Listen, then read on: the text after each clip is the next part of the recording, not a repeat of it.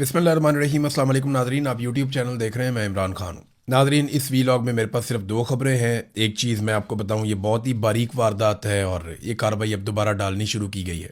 ये पहले भी किया गया था, अब दोबारा किया जा रहा है। पाकिस्तान के मीडिया के ज़रिए से, पाकिस्तान की पॉलिटिकल एंटिटीज़ के ज़रिए से ये साबित करने की कोशिश की जा रही है कि कुछ भी पाकिस्तान में तब्दील नहीं हुआ। जो कुछ पाकिस्तान में 2024 के इंतखाबात में हुआ, ये हमेशा से होता है। जैसा जुल्म, बर्बरियत और तशद्दुद पाकिस्तान की मिलिट्री एस्टेब्लिशमेंट ने किया, ये नॉर्मल चीज़ है, ये कोई नई चीज़ नहीं है। दहशतगर्दी पहले भी थी, दहशतगर्दी आज भी है। मईशत के साथ जो इमरान खान के दौर में हुआ, वही अभी हुआ।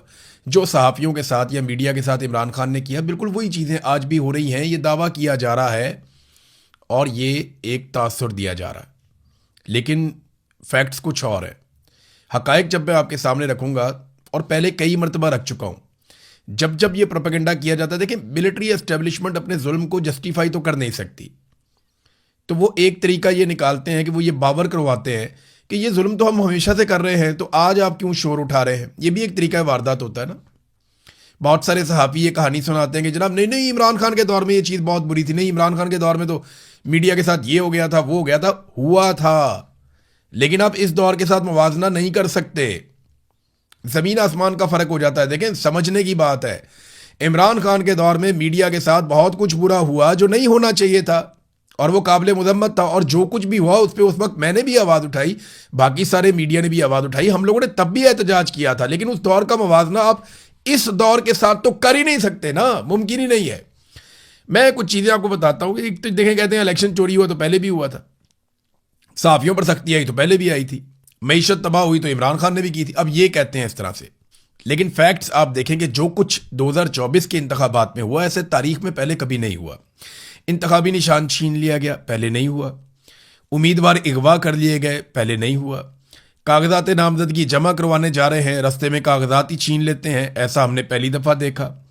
जलसे और जुलूसों पर एक पॉलिटिकल पार्टी जो इलेक्शन में है उस पर मुकम्मल तौर पे पाबंदी लग गई, ये भी हमने पहली दफ़ा देखा। एक पॉलिटिकल पार्टी का झंडा आपको कहीं नज़र नहीं आया, पोस्टर और बैनर कहीं नज़र नहीं आया, ये भी हमने पहली दफ़ा देखा। वोट मांगने तक पे पाबंदी लगा दी गई, ये भी हमने पहली दफ़ा देखा। 6 माह से एक लीडर मुकम्मल तौर पे गायब था, ना उसकी तस्वीर, ना उसकी ऑडियो, ना उसकी वीडियो। अगवा बराए बयान तवातर के साथ हो रहे थे, जबरी तौर पे लापता किया जाता था उम्मीदवारों को। वो वापस आते थे, कहते थे जी हम पीटीआई से और इमरान खान से हमारा कोई ताल्लुक नहीं है। ये इससे पहले हमने नहीं देखा था। फिर वफादारियां जानबूझकर छुड़वाई गई, दबाव डालकर लोगों पर। चादर और चार दीवारी का तकद्दुस जिस तरह पामाल किया गया, इन इंतखाबात से पहले हमने नहीं देखा। हजारों कारकुनों को जेलों में भरकर एक पॉलिटिकल पार्टी को इलेक्शन में उतारा गया, ये भी नहीं देखा। इंटरनेट और मोबाइल फोन बंदिश, यानी ये सारा कुछ भी किया गया। और जब इससे भी कुछ नहीं बना तो रिजल्ट ही तब्दील कर दिया गया। फॉर्म 45 के मुताबिक फॉर्म 47 जारी ही नहीं किए गए। देखें, ये सारी चीजें, कोई एक चीज किसी इलेक्शन में हो गई, कोई दूसरी चीज किसी इलेक्शन में हो गई, कोई एक आधी चीज थोड़े बहुत पैमाने पे एक इलेक्शन में हो गई, ये सारे हथकंडे मिलाकर एक इलेक्शन में इस्तेमाल किए गए। तो ये तो पाकिस्तान की तारीख में पहले कभी नहीं हुआ। 2018 में आरटीएस बैठने का शिकवा पीएमएलएन करती है, लेकिन आज आपके सामने एक बड़ा इंटरेस्टिंग फैक्ट मैं रखता हूं। जरा आप रिजल्ट निकालें और उस टाइम की लाइव कवरेज चेक करें। जब आरटीएस बिठाया गया तो उस वक्त पाकिस्तान तहरीक इंसाफ आगे चल रही थी, लेकिन जब दोबारा आरटीएस बहाल हुआ और रिजल्ट आए तो पीएमएलएन आगे बढ़ गई थी और पीटीआई की सीटें कम हो गई थी।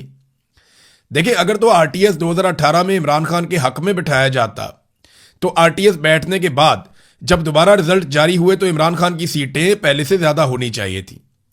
लेकिन दिलचस्प बात यह है कि जिस वक्त आरटीएस को बिठाया गया उस वक्त इमरान खान साहब की पार्टी ज्यादा आगे चल रही थी, और जब दोबारा नतायज जारी किए गए तो इमरान खान साहब की पार्टी कम आगे चल रही थी, यानी पीछे चली गई। यह तो 2018 की वारदात है। अब अगर आप ये देखें कि 2024 में रिजल्ट बंद हुए, तो जब रिजल्ट बंद हुए तो पाकिस्तान तहरीक इंसाफ 180 नशिस्तों पर जीत रही थी रात 12 बजे के आसपास, और पीएमएलएन जो है वो 17-18 सीटों तक महदूद थी। लेकिन जैसे ही दोबारा रिजल्ट जारी किए गए फॉर्म 47 के, तो पीएमएलएन सादा अक्सरियत में पहुंचा दी बाकी जमातों के साथ मिलाकर। यह भी पहली मरतबा हुआ कि मखसूस नशिस्तें माले गनीमत की तरह छीन कर दूसरी पॉलिटिकल पार्टीज में बांट दी गई। तो 2024 के इंतखाबात का जो बंदा भी पिछले इंतखाबात के साथ मवाजना करता है वो ज्यादती करता है। हाँ, 2018, 2013, 2008, उससे पहले 2002, इन इंतखाबात का आप आपस में मवाजना कर सकते हैं, लेकिन 2024 के इंतखाबात के साथ आप बाकी इंतखाबात का मवाजना नहीं कर सकते। हाँ, ज्यादती हमेशा एस्टेब्लिशमेंट करती है, लेकिन एक लिमिट तक करती है। लेकिन इस मरतबा उन्होंने अपने सारे हथियार इकट्ठे करके एक साथ चलाए हैं और उनकी शिद्दत में भी इजाफा किया। सहाफियों पर जुल्म, ये कहा जाता है जी, तो इमरान खान के दौर में भी हो रहा था, अब भी हो रहा है, कौन सी कोई नई चीज हो रही है? नहीं जी, ऐसे नहीं है। इमरान खान के दौर में सहाफियों के साथ जो हुआ वो बहुत बुरा हुआ। मैं आज भी कहता हूं और मैं उस वक्त भी कहता था, लेकिन उसका मवाजना आप नवाज शरीफ के पिछले दौर से कर सकते हैं। 2022 के बाद तो कहानी बदल गई ना। मामला यह है कि इमरान खान के दौर में सहाफियों के साथ जो बुरा हुआ वो तवातुर से पहले भी होता चला आ रहा था। नवाज शरीफ के दौर में, पीपल्स पार्टी के दौर में, या उससे पहले कुछ हद तक मुशर्रफ के दौर में, और उससे पहले वाले अदवार में भी। तो आप मुवाजना वहां कर सकते हैं। रजीम चेंज ऑपरेशन के बाद जो सहाफियों के साथ हुआ उससे नहीं कर सकते। देखें ना, मोतीउल्लाह जान साहब जबरी तौर पर लापता होते हैं, हम सब शोर मचाते हैं, उसकी मजम्मत करते हैं, रोला डालते हैं, और 5 घंटे के अंदर इमरान खान साहब उसका नोटिस लेते हैं, बहुत सख्ती करते हैं। पाकिस्तान की आईएसआई को मोतीउल्लाह जान साहब को छोड़ना पड़ जाता है, वो मंजरे आम पे आ जाते हैं। जबकि मुझे जबरी तौर पे लापता किया जाता है और सारे शोर मचाते हैं, सब बोलते हैं। 5 महीने तक मुझे एक अजाब के अंदर मुसल्लत करके रखा जाता है कि हमारी बात मानो, नहीं तो हम नहीं छोड़ेंगे। कितना फर्क है, कहां 5 घंटे और कहां 5 महीने। मोतीउल्लाह जान को भी अगर इस दौर में उठाया जाता, अगवा किया जाता, जबरी तौर पे लापता किया जाता, हो सकता है वो 5 महीने क्या 1 साल उनको ना छोड़ते। तो ये जो जुल्म और ज्यादती की दास्तानें अब लिखी गई हैं, ये माजी में नहीं थी। अरशद शरीफ की शहादत वाला जो मामला इतना बड़ा, ये पहले नहीं हुआ कभी। सहाफियों के ऊपर इस बड़े पैमाने पर मुकदमा दर्ज नहीं हुए। आज 1 दर्जन से ज्यादा सहाफी पाकिस्तान से बाहर बैठे हुए हैं। शाहिद असलम पाकिस्तान से बाहर है, मुईद पीरजादा पाकिस्तान से बाहर हैं, साबिर शाकिर साहब पाकिस्तान से बाहर हैं, वजाहत सईद खान साहब पाकिस्तान से बाहर हैं, जुबैर अली खान साहब पाकिस्तान से बाहर हैं, अहमद नुरानी साहब तो चलो पहले से ही पाकिस्तान से बाहर हैं, वो तो पिछले दौर में ही चले गए थे। और भी सहाफी हैं जो पाकिस्तान छोड़ छोड़ कर चले गए हैं। ये जो इंसानी हकूक की पामालियां हो रही है, इनका भी कहा जाता है जी इमरान खान के दौर, भाई हर दौर में इंसानी हकूक की पामालियां हुई हैं। इस दौर में नए रिकॉर्ड बने हैं, ये मानो। ये जो है ना, एक जैसा करके ना, तो ये तासुर देते हैं कि जनाब ये कोई नई चीज नहीं हो रही। क्यों नहीं हो रही नई चीज? जो मारक बलोच के साथ अब हो रहा है, देखिए खवातीन के साथ तो नहीं होता था ना, कम से कम। हाँ, ये पहले जुल्म होता था, जबर होता था, अली वजीर के साथ हुआ, बहुत सारे और लोगों के साथ हुआ, लेकिन ये मामला मर्दों तक महदूद रहते थे। लेकिन अब तो खवातीन को जैसे टारगेट किया गया, जिस तरीके से खवातीन को जेलों में भर दिया गया, वजीर आजम साबिक है, उसकी अहलिया को उठा के जेल के अंदर डाल दिया, इद्दत जैसा घटिया केस बना दिया। यास्मीन राशिद हो गई, सनम जावेद हो गई, आलिया हमजा हो गई, फलक जावेद हो गई, भुट्टा साहिबा हो गई, उसके अलावा यहां पे तैयबा राजा साहिबा हो गई, और बेशुमार। अभी खास तौर पे मैं जिक्र करूंगा कि जो किया जा रहा है ईमान मजारी और उनके शौहर के साथ, हद नहीं है वैसे। वो हामला खातून है और इंसानी हकूक के लिए आवाज उठाती है, उसको उठा के भी जेल में भरा हो। ये जुल्म जो अब हो रहा है, मारक बलोच उनके साथ और खवातीन भी गिरफ्तार है, ये इससे पहले नहीं हुआ। पहले होता था जुल्म, लेकिन उसका मुवाजना पिछले एतवार के साथ कर सकते थे। जबरी गुमशुदगियां जिस तरीके से अब हथियार बना ली गई हैं कि वुकला को भी, सहाफियों को भी, शायरों को भी, हर एक को जबरी तौर पर लापता कर देते हैं, ये तो माजी में नहीं होता था। तो मिलिट्री एस्टेब्लिशमेंट ने जो गेयर अब लगाया है वो इससे पहले कभी नहीं लगाया था। तो 2024 का आप उसके साथ मुवाजना कर नहीं सकते। अब नॉर्मलाइज करने के लिए ये कहते हैं जनाब मईशत तो इमरान खान के दौर में भी खराब थी। सारे अदादोशुमार आप उठा लें, खासतौर पर जो हुकूमत के अपने अदादोशुमार हैं उनको आप देखें तो गुर्बत और बेरोजगारी के रिकॉर्ड टूट गए हैं। महंगाई के रिकॉर्ड भी इसी दौरे हुकूमत में टूट गए हैं। कर्जे लेने की रफ्तार के रिकॉर्ड भी इस दौरे हुकूमत में टूट गए हैं, शायद आइंदा कोई और ना तोड़ पाए। कम तरीन सरमायाकारी का भी 50 साल रिकॉर्ड टूट गया है।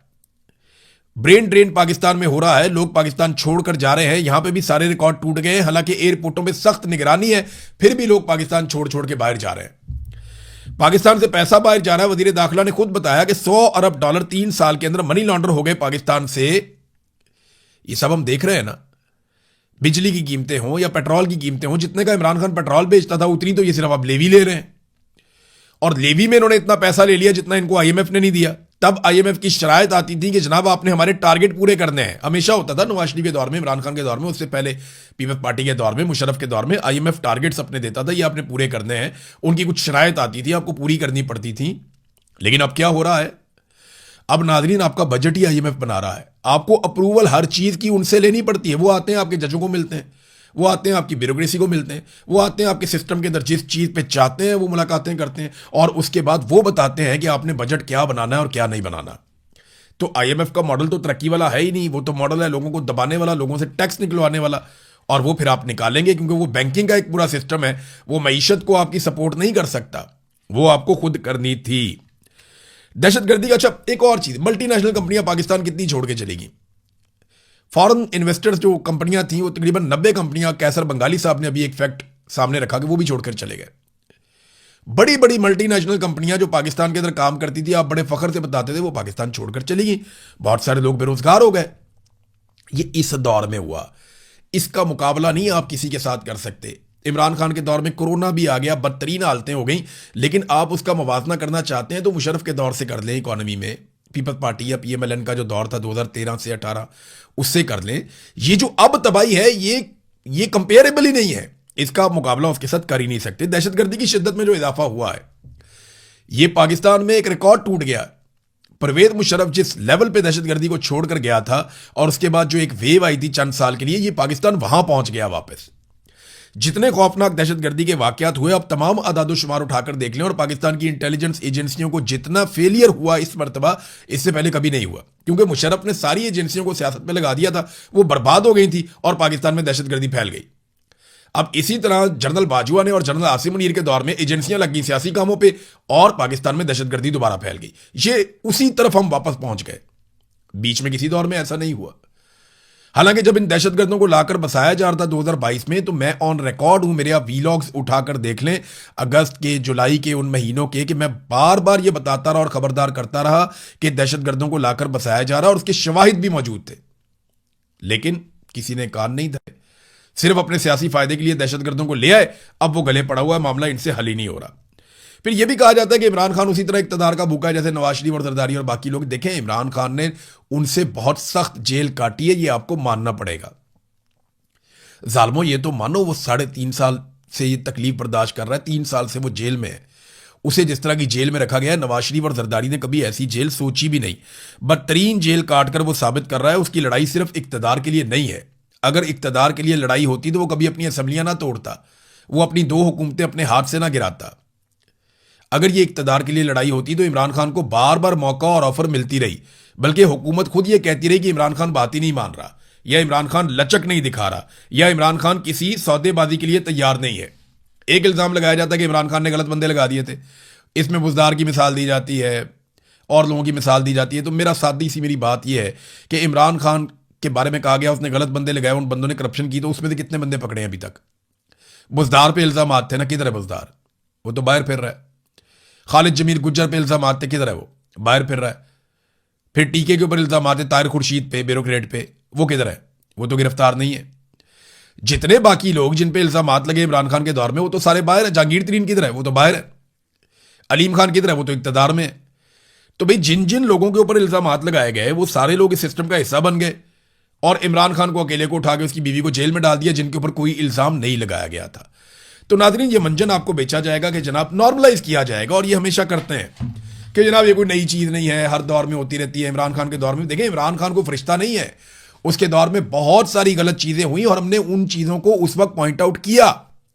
जितनी हमारी कैपेसिटी होती है, जितनी हमें खबरें मिलती हैं, हम करते हैं। कुछ स्कैंडल्स मैं लेकर आया, कुछ और कोई सहाफ़ी लेकर आए, कुछ सहाफ़ियों ने बड़े ज़बरदस्त तरीके से बहुत बड़े बड़े स्कैंडल्स भी बेनकाब किए। तो वो दौर भी ऐसा नहीं था कि फरिश्तों का दौर हो, लेकिन उस दौर का मुवाजना पिछले दौर के साथ करें। ये जो दौर है ना, ये दौर तो फितने का और खौफनाक दौर आ गया पाकिस्तान में। जो तबाही पाकिस्तान में 2022 के बाद हुई, ये तो बदतरीन मुखालिफिन इमरान खान के कहते हैं कि ऐसा जुल्म हमने इससे पहले कभी नहीं देखा। तो इन दोनों चीजों का मुवाजना करने वाला आदमी मुनाफकत करता है, इन दोनों चीजों का मुवाजना करने वाला आदमी ज्यादती करता है।